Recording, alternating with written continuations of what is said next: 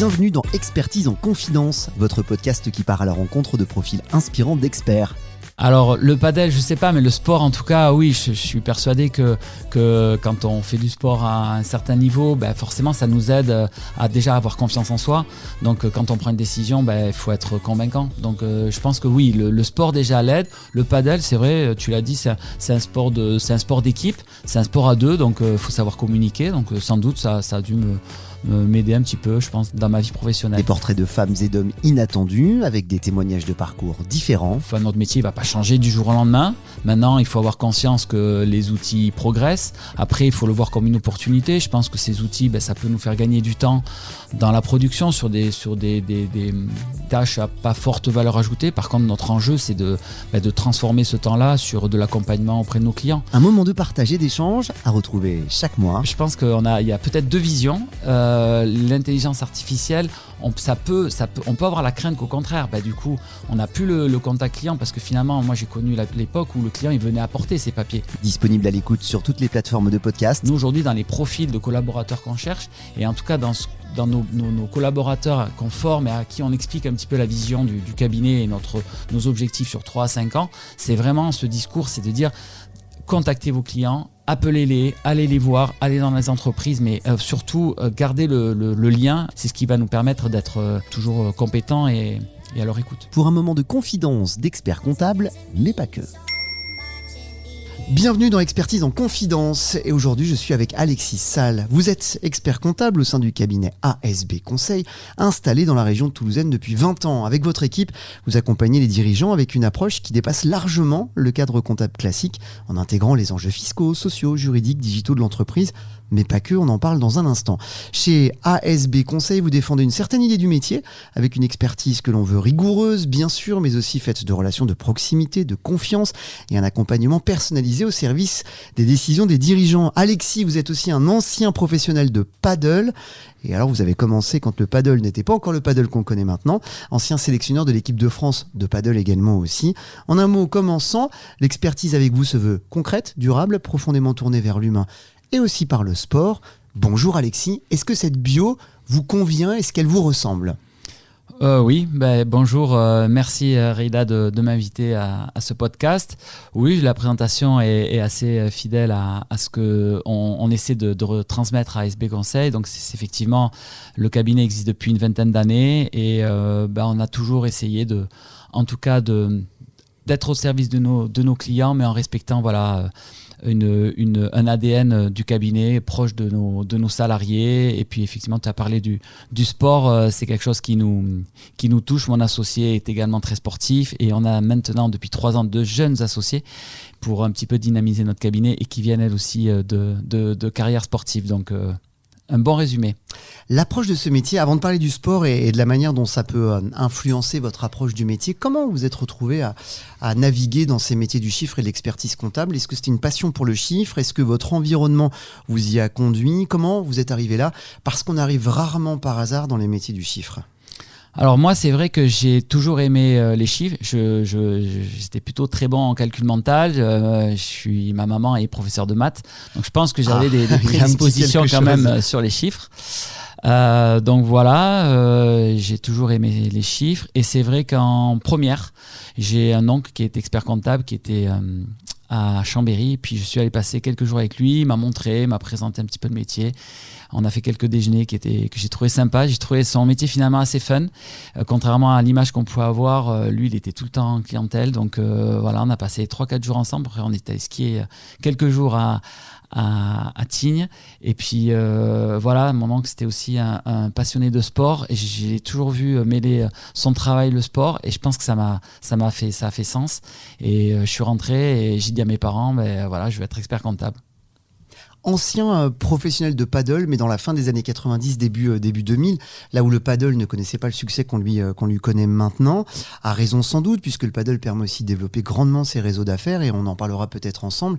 Comment vous avez trouvé le temps de mener de front des études relativement longues pour l'expertise comptable et l'exigence d'un sport de haut niveau comme le paddle? Alors moi j'ai découvert le padel, donc je viens du tennis, j'ai fait énormément de tennis jeune, j'ai découvert le padel à l'âge de 22 ans et j'avais terminé, pour le coup, j'avais terminé mes études. Donc, je revenais à Toulouse pour faire mon stage d'expertise comptable. Et bon, j'avais pas d'enfant à l'époque, donc c'était quand même assez facile d'allier une pratique du sport tous les jours, puisque je m'entraînais tous les jours, et de faire aussi de démarrer mon stage d'expertise comptable. Donc ça, voilà, ça m'a permis d'atteindre un très bon niveau, donc effectivement de pouvoir jouer en équipe de France pendant de longues années, tout en pratiquant mon métier. Après, la difficulté, ça a plus été quand j'ai eu une vie de famille, parce que j'ai 3 enfants, donc de mêler effectivement ma vie professionnelle avec la création d'un cabinet qui prend quand même beaucoup de temps, mon rôle de papa, et puis aussi de continuer ma passion qui était quand même très exigeante en termes d'entraînement. Donc effectivement, ça m'a demandé beaucoup d'organisation, mais ça m'a apporté aussi énormément de choses dans un sens comme dans un autre, parce que le sport m'a beaucoup appris pour mon métier et inversement. Transition toute trouvée. De quelle manière, je sais que cette question elle est très très large, de quelle manière le sport en règle générale vous a permis d'alimenter votre vision du métier? Est-ce que c'est par l'exigence? Est-ce que c'est par le sens du sacrifice, du devoir, la rigueur ou la créativité aussi de votre jeu de raquette? Dans quelle mesure cela vous a influencé dans la pratique du métier? Alors, c'est difficile de répondre parce que je pense que ça s'est construit. Moi, je fais du sport de manière très intensive et à haut niveau depuis que j'ai 10 ans. Parce que je suis parti de chez moi à l'âge de 12 ans. Donc, j'ai toujours connu la compétition. Et assez naturellement, quand j'ai créé mon cabinet, c'est vrai que cette exigence, je me la suis donnée. Et donc, je pense, alors soit c'est dans mes gènes, mais soit c'est aussi, je pense, l'apprentissage les contraintes du sport de haut niveau qui m'ont servi dans mon cabinet à être, effectivement, si j'ai une de mes qualités, si j'en ai une, c'est vraiment ma persévérance et l'envie toujours de me remettre en question et de bien faire. Donc ça, sans doute, je l'attribue à mon expérience de sportif. Ouais. Elle se cultive, cette expérience de sportif, dans votre monde professionnel ou une fois qu'on l'a, c'est ancré? J'entends par là, est-ce que vous continuez la pratique? Est-ce que vous avez besoin justement de la continuer pour garder cet objectif, cette rigueur qui est la vôtre? Est-ce que vous la pratiquez encore? Est-ce que vous creusez encore ce sillon? Alors, moi, je continue, je suis passionné de sport et notamment de padel, donc je continue à jouer, je continue à m'entretenir, donc je pense que ça fait partie de moi. Et les périodes où je suis blessé, où malheureusement je ne peux pas faire de sport, je me rends compte que ça a un impact sur ma vie et ma vie professionnelle, personnelle. Donc j'en ai besoin. Après, le cultiver, oui, je crois que de toute façon, moi j'ai besoin de me challenger, donc que ça soit à travers le sport ou à travers mon activité professionnelle finalement. Je ressens toujours le besoin de me mettre en question et de me projeter. Vous êtes expert comptable, mais le métier de l'expertise comptable va bien plus loin maintenant. On n'est pas simplement dans la déclaration de TVA, on est aussi dans l'accompagnement stratégique des entreprises aussi, dans le juridique parfois aussi, dans la capacité à pouvoir avoir des investissements qui sont idéaux. Enfin, il y a un vrai accompagnement stratégique. Comment vous expliquez justement que le paddle séduit autant les entrepreneurs à travers des clubs de rencontres, du réseautage et notamment autour de métiers du chiffre ou de l'entrepreneuriat au sens large? Est-ce que c'est propre à ces disciplines à proprement parler ou c'est le sport qui permet de fédérer? Alors, je pense que c'est quand même le sport qui permet de fédérer, dans le sens où d'abord le padel c'est un sport qui est très accessible. Donc en soi on peut, nous tous les 2 ans avec le cabinet on organise une journée pour nos clients et donc on passe la journée à jouer, puis après il y a un moment de convivialité autour d'un verre.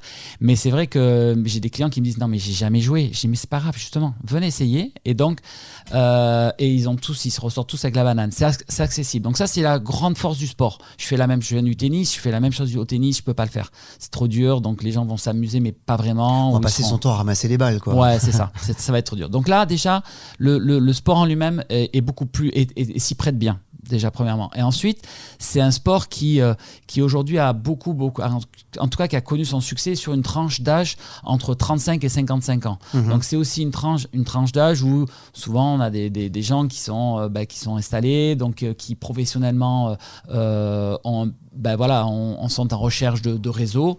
Donc Voilà, on a ce cumul d'un sport accessible avec une tranche d'âge qui correspond aussi à ça. Puis après, il y a l'effet mode. Hein. C'est vrai que l'effet mode, voilà, on a eu la chance d'avoir des stars du football, de tous les sports finalement qui sont mis énormément d'anciens sportifs de haut niveau. Je pense aux frères Karabatic par exemple qui se sont lancés à corps perdu dans le paddle. Zidane a beaucoup joué aussi. Ouais, Zidane, il a créé des complexes de paddle avec Provence. En plus, c'est grâce à l'Espagne, parce que c'est un sport qui est culturellement en Espagne est très bien installé. Ouais. C'est ça. Donc il y a beaucoup de sportifs de très haut niveau qui sont connus. Il y a Tony Parker aussi qui a investi dans le paddle. Donc on pourra en nommer peut-être une vingtaine, Neymar. Il y a donc beaucoup de sportifs, de stars qui ont joué au paddle. Donc forcément ça a été repris un petit peu dans les réseaux et donc ça a attiré. Et puis après c'est vrai que nous en France on a eu la chance aussi que la Fédération française de tennis reprenne le paddle en 2005 et c'est vrai que ça a été aussi structurant. C'est structurant, c'est un gros paquebot, on a même si ça a pris un peu de temps mais c'est très structurant et ça a aussi rassuré les investisseurs. Donc on a beaucoup d'investisseurs qui ont fait le pari de créer des clubs de paddle. Donc ça a fait un petit peu monter le sport en France de manière assez qualitative sur des centres quand même des beaux centres avec un petit peu le tout inclus, c'est-à-dire que on va jouer au paddle mais aussi on vient dans un espace de loisirs avec un bar, un restaurant, des salles de fitness, il y a même des endroits où on peut se faire soigner, où il y a des kinés. Voilà. Donc c'est une offre qui répondait bien à un besoin aujourd'hui et avec beaucoup de convivialité. Je raccroche un petit peu les wagons au métier du chiffre, petite montée au filet. C'est un sport de raquette qui est quand même en un sens assez tactique, avec ces balles qui rebondissent comme ça sur le mur pour ceux qui ne connaissent pas forcément le paddle. Est-ce que ça a favorisé la pratique du paddle, vos capacités à prendre la bonne décision au bon moment? Il faut réagir vite en équipe quand on joue en double au paddle. Est-ce que ça a permis de forger en vous un expert comptable, un accompagnant d'entreprise avec cette capacité de pouvoir prendre la bonne décision au bon moment? Vous pensez que ça a cultivé cette notion-là? Alors le padel, je sais pas, mais le sport en tout cas, oui, je suis persuadé que quand on fait du sport à un certain niveau, forcément ça nous aide à déjà avoir confiance en soi. Donc quand on prend une décision, il faut être convaincant. Donc je pense que oui, le sport déjà l'aide. Le padel, c'est vrai, tu l'as dit, c'est un sport d'équipe, c'est un sport à deux, donc faut savoir communiquer. Donc sans doute ça a dû m'aider un petit peu, je pense, dans ma vie professionnelle. L'expertise comptable aujourd'hui, au moment où on se parle, en 2026, premier trimestre 2026, qu'est-ce que vous pourriez nous dire du métier? Est-ce qu'on est entre deux? Est-ce qu'on est à la jonction? Est-ce qu'on a déjà opéré une transition? Au moment où on se parle, la facture électronique est dans tous les tuyaux, elle arrive, l'intelligence artificielle grandit de jour en jour, pour ne pas dire d'heure en heure. Sur le moment où notre conversation pourrait se retourner, on verrait qu'il y a des nouvelles technologies. Comment vous le qualifiez, ce métier, en ce moment, à l'heure actuelle et à l'instant T? Alors oui, on vit un vrai virage de la profession, ça c'est certain. Après, les choses, elles se font aussi, la facture électronique, ça fait déjà 3 ans qu'on sait que ça va arriver, donc on a le temps quand même de se structurer. Notre métier ne va pas changer du jour au lendemain. Maintenant, il faut avoir conscience que les outils progressent. Après, il faut le voir comme une opportunité. Je pense que ces outils, ça peut nous faire gagner du temps dans la production sur des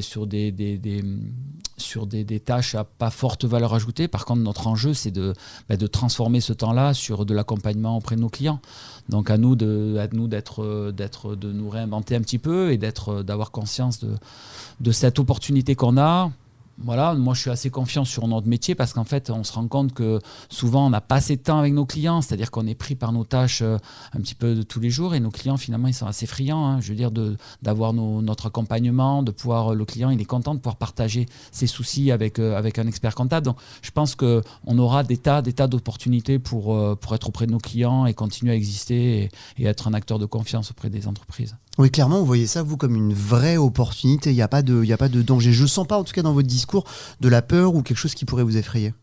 Ah non, vraiment pas. Après, il faut par contre en avoir conscience. Donc c'est sûr qu'il va falloir se retrousser les manches, former nos équipes et ça va pas être simple. Mais honnêtement, non, ça m'inquiète pas. Ça m'inquiète pas parce que il y a des tas de choses quand moi je discute avec mes clients où finalement s'ils pouvaient nous voir un petit peu plus, s'ils pouvaient s'appuyer un petit peu plus sur nous, sur d'autres tâches, ils le feraient. Donc c'est souvent par manque de temps qu'on a du mal à accompagner comme on voudrait nos clients. Donc ce temps, on doit le récupérer, donc à nous de le mettre à profit. Donc moi, ça ne m'inquiète pas, non. Ça va permettre de renforcer aussi les rapports humains, d'être moins mécanique, moins froid dans la présentation d'un bilan comptable. Par exemple, ça prenait du temps de faire la plaquette. Là, maintenant, ça va être un peu plus rapide, aidé par des outils de mise en page, par exemple, aussi. Donc, ça va, à votre sens, renforcer nos qualités humaines au sens large du terme ? Alors ça, c'est une excellente question parce que je pense qu'il y a peut-être deux visions. L'intelligence artificielle, on peut avoir la crainte qu'au contraire, du coup, on n'a plus le contact client parce que finalement, moi, j'ai connu l'époque où le client, il venait apporter ses papiers tous les mois pour faire la TVA, pour les bulletins de paye. Bien sûr. Aujourd'hui, tout se fait derrière un écran. Donc, quelque part, l'intelligence artificielle va être un élément de plus pour nous couper du client. Sans compter qu'aujourd'hui, le client, quand il a besoin d'une information, qu'est-ce qu'il va faire ? Maintenant, avant, il nous appelait, il appelait le cabinet. Aujourd'hui, il va prendre son téléphone, il va faire l'intelligence artificielle et il pense en tout cas avoir sa réponse. Et donc peut-être qu'il va plus nous appeler. Donc ça peut nous couper à double titre du client. Donc pour nous, en tout cas, moi, ma vision, c'est le vrai enjeu, c'est justement d'avoir conscience de ça et de demander et de se rapprocher du client. Donc à nous de trouver des missions pour lesquelles on va avoir besoin de parler et de discuter avec le client. Donc ça va être, nous aujourd'hui, dans les profils de collaborateurs qu'on cherche et en tout cas dans nos collaborateurs qu'on forme et à qui on explique un petit peu la vision du cabinet et nos objectifs sur 3 à 5 ans, c'est vraiment ce discours, c'est de dire contactez vos clients, appelez-les, allez les voir, allez dans les entreprises, mais surtout gardez le lien parce que c'est ce qui va nous permettre d'être toujours compétents et à leur écoute. Comment vous faites pour rester en phase avec votre époque, puisque le métier n'était pas le même que quand vous l'avez commencé, sans faire injure à votre âge, on doit avoir le même sans doute d'ailleurs aussi. Est-ce que c'est par la formation ou est-ce que c'est par le recrutement ? Je crois avoir, dans cette question, il y a quelques éléments de réponse déjà. Ouais, c'est un peu les deux. Nous, effectivement, moi j'ai pas connu le bulletin de salaire où on écrivait, qu'on le faisait au papier, mais ça s'est joué à un an près. D'accord, ouais. Donc effectivement, je viens de ça date. Nous, le choix qu'on a fait au cabinet, c'est il y a 3 ans, c'est d'associer 3 jeunes femmes qui étaient des salariés au cabinet depuis un certain nombre d'années, pour justement nous redonner de l'oxygène, pour pouvoir nous se détacher du temps, lâcher un peu de production pour justement réfléchir à tous ces enjeux stratégiques. Donc déjà, c'est nous, ça a été la première chose, c'est on a bien conscience que moi j'ai 52 ans, après 20 ans de vraiment d'un gros travail, on n'a pas forcément l'énergie qu'on avait quand on avait 30 ans. Donc on se renforce, on associe des jeunes. Je trouve que en tout cas nous, c'est quelque chose qui marche très bien. Et déjà, ça c'est la première chose, pour se donner du temps, pour réfléchir, pour se former, assister à des conférences. Et aujourd'hui, il y a plein de webinaires, il y a plein de choses. L'ordre est très actif sur le sujet, donc on a vraiment beaucoup de sources d'informations. Ça, c'est la première chose. Donc, c'est de se donner le temps. Et après, effectivement, c'est dans notre recrutement aujourd'hui de recruter un peu différemment. Donc, soit des profils un petit peu geek, ou en tout cas avec une appétence pour les outils, pour tout ce qui est outils technologiques. Et peut-être dans les profils aussi, puisque c'est ce que je venais de dire juste avant, c'est vraiment d'avoir des profils aussi de personnes qui ont le contact client encore plus important qu'avant. Je trouve que là, c'est vraiment notre enjeu, c'est d'avoir des collaborateurs qui comprennent l'importance de garder le lien avec le client, de savoir de ce dont il a besoin, d'être un peu inventif et pas se cantonner à nos missions traditionnelles juridiques, sociales et comptables. Vous qui êtes en prise avec le marché des ressources humaines et du recrutement, on est en train d'en parler. Comment vous la sentez, cette jeune génération ? Est-ce que vous la sentez au fait de ces évolutions technologiques, ou est-ce que vous voyez aussi apparaître une nouvelle génération de futurs experts comptables, experts et expertes comptables, ou en tous les cas de professionnels du chiffre, qui sont plus attirés par la profession, justement parce qu'il y a des outils technologiques qui permettent de se séparer un petit peu de cette partie un peu rébarbative, un petit peu ennuyeuse, pour pas dire tout simplement chiante, et cela permet d'opérer une sorte de renouvellement un peu des profils. Comment vous le percevez, vous ? Oui, c'est vrai qu'on a en tout cas, on voit des profils assez différents. C'est vrai que on en a parlé au début de l'interview, mais sur de profils de comptables avec un petit peu ce stéréotype du comptable avec son 3 pièces et ses lunettes. Là. Je crois que ça c'est fini. On a des jeunes qui sont quand même qui viennent de bords très différents. On a des parcours aussi différents scolaires. Donc on voit des gens qui démarrent pas forcément par la compta et qui viennent ensuite dans un second temps. Donc oui, je pense que ça évolue, et pour les raisons que tu tu as évoqué sur le fait d'utiliser un petit peu les outils. Donc, soit des gens qui ont beaucoup d'appétence pour ça, plus qu'avant, puisqu'on n'avait pas nécessairement besoin de maîtriser l'outil informatique pour être expert comptable. Donc là, on voit des gens avec ce profil et d'autres, pour le coup, qui ont des idées, parce que finalement, ce métier, il est assez ouvert aujourd'hui. Dans notre offre de service, c'est beaucoup plus ouvert que quand j'ai commencé il y a 20 ans où en fait on faisait de la compta, de la TVA et des bulletins de paye, c'est tout. Ouais, c'est ça. Est-ce que justement dans ce métier du comptable du futur ou de la comptable du futur, est-ce qu'on ne devrait pas aussi revoir un peu, mais ça c'est valable je pense pour tous les métiers, je pense même pour les médecins qui ont beaucoup d'années d'études après le bac, est-ce qu'on ne devrait pas revoir la manière d'étudier ce métier-là aussi ?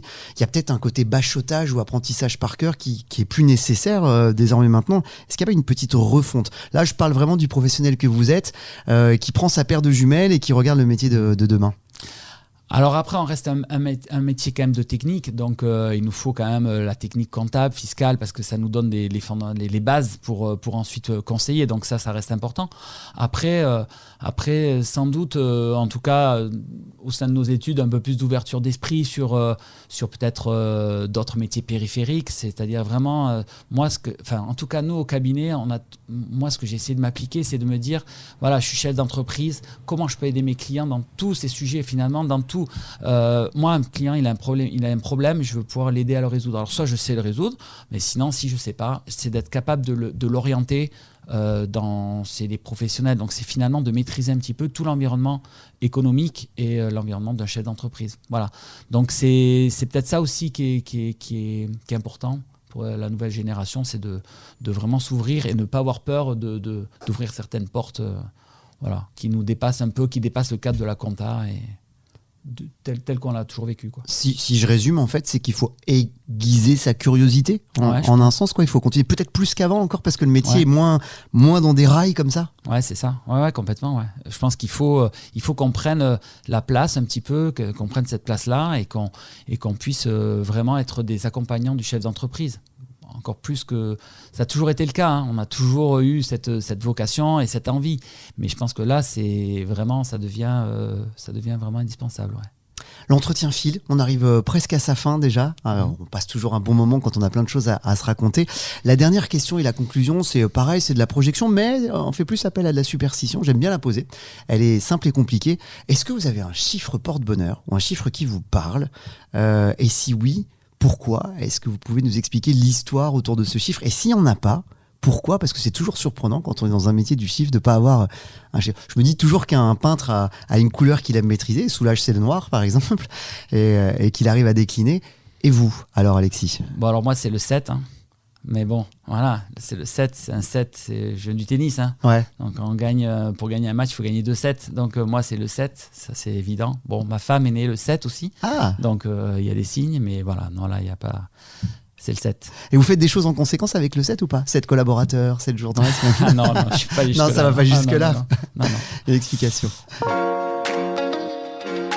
Merci Alexis, donc ça veut dire que si on veut vous croiser au cabinet bien sûr, et puis sur un terrain de paddle aussi, ici dans la région toulousaine, on vous trouve à jouer. Je crois que vous avez des champions aussi, comme Bastien Blanquet aussi, qui fait partie de vos connaissances. Alors c'est plus qu'une connaissance, ouais. Bastien, je l'accompagne depuis qu'il est rentré sur des terrains de paddle, donc aujourd'hui j'ai été son partenaire, j'ai été son sélectionneur en équipe de France, parce que quand j'étais sélectionneur en équipe de France, et maintenant je suis son manager. Donc effectivement Bastien, voilà, c'est quelqu'un dont je suis très proche et qui réussit une belle carrière et voilà. Donc vous pouvez me croiser avec Bastien, sinon aussi au Stade Toulousain parce que j'entraîne l'équipe 1 du Stade Toulousain Casa Padel. Donc Casa Padel est un groupe de clubs en France qui a vocation à se développer un petit peu dans toute la France et on est présent au Stade Toulousain. Donc voilà, sans doute le plus courant, ça sera de se croiser au Stade Toulousain, donc sur les terrains de padel du Stade Toulousain. Eh ben on pourra peut-être s'y croiser d'ailleurs. Moi je suis de l'autre côté, au rugby. Côté terrain, au rugby exactement, on est voisins. On fera un échange alors. Avec grand plaisir. Oula, ça va. Pas le même sport. Merci beaucoup Alexis d'avoir répondu à mes questions. Merci à toi, au revoir.